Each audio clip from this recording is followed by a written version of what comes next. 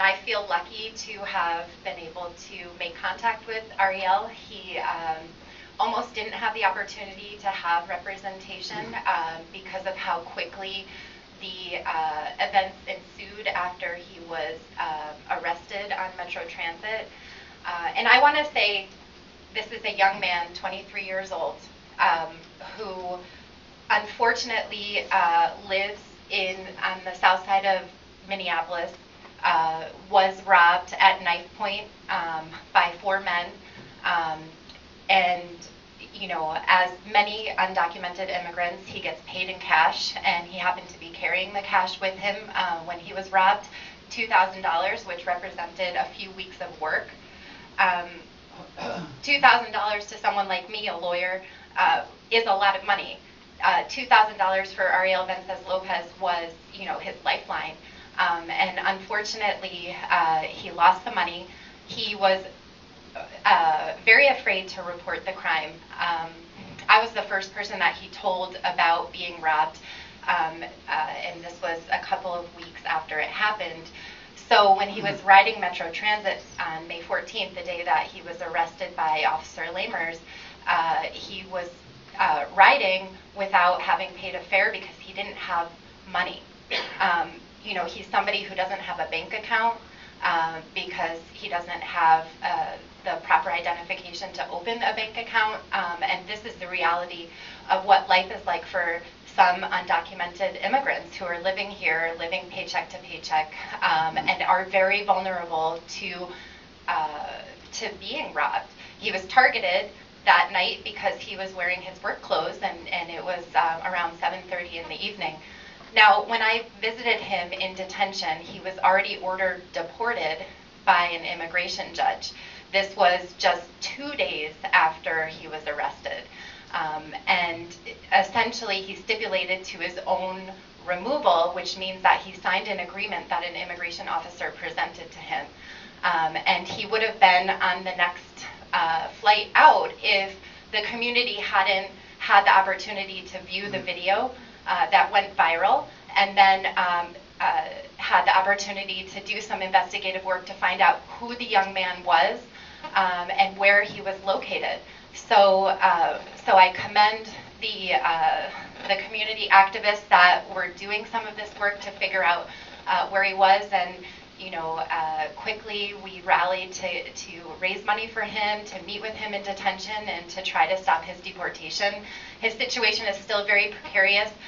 We've tried to reopen his deportation proceedings and withdraw the stipulation to his removal, but that remains pending. We have a limited success in that we are pursuing what's called a U visa, which is an immigration benefit for victims of certain qualifying crimes. And I do want to point out, and I think everybody in this room should know, that the City of New Hope Police Department does not certify U visas. This is something that really needs to be made public.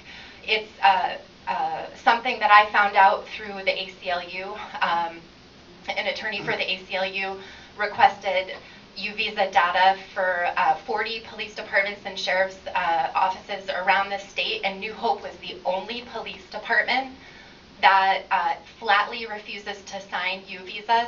Now, if you don't have a background on U visa, I'll make it very simple. It's for victims of certain qualifying crimes, and they're usually, by definition, violent crimes. So the robbery at knife point qualifies as a crime for a victim to apply for a U visa.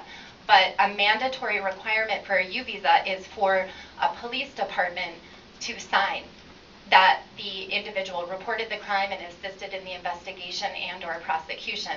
Now, we are really happy to let the public know that the Minneapolis Police Department has certified a U visa for Ariel. So there's maybe a path forward for him to fight his removal through the U visa.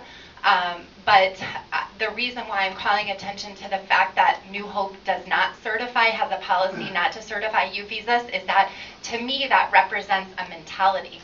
It represents the mentality of, you know, an anti-immigrant attitude for a police department. So I don't think that there is a coincidence there that one of the full-time police officers for the city of New Hope is an officer who was caught asking unconstitutionally what the immigration status is of this young man. Now, when I went to visit Ariel for the first time in detention, he showed me 3 marks on his body, 2 marks on his left side and 1 in the middle of his back, which were caused because Officer Lamers tased him. Now, we need to stop and think about that. Okay, most officers would kick somebody off the train or write a citation for not paying a fare. Now, all the other stuff about the fake identity didn't come out until he was brought to the Hennepin County Jail. So we are talking about somebody who was tasered 3 times for not paying train fare. Now, I'm a lawyer, and I have not paid train fare before. You know, rushing to make a train, not stopping to pay the fare. I think this is an example of excessive use of force. Now, we are still working ourselves to get access to all of the information, so I commend you for taking the time to ask for the data, and you need to look at it closely.